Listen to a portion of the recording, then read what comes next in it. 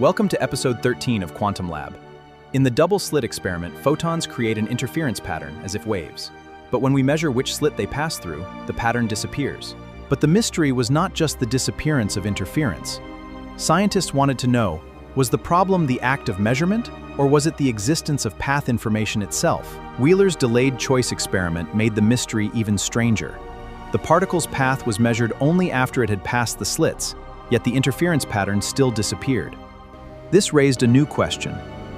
What if we first measure the particle's path and then erase that path information?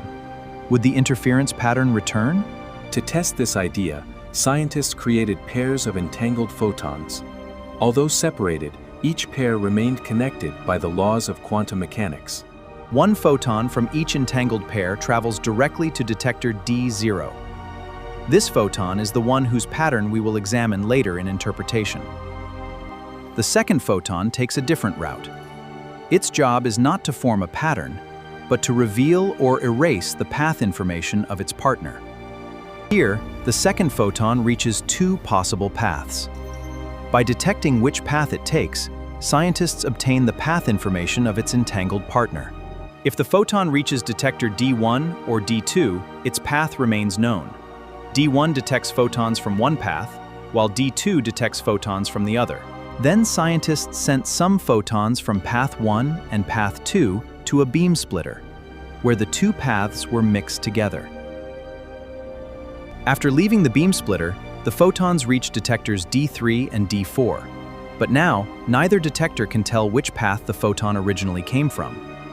Scientists first compared the photons detected at D0 with their partners detected at D1 and D2. As expected, no interference pattern appeared because the path information was available. Then scientists compared D0 with photons detected at D3 and D4. This time, the interference pattern appeared again, even though the path had been measured before being erased. But there was one more surprise. The interference never appeared directly at D0. It appeared only after matching each photon with its entangled partner.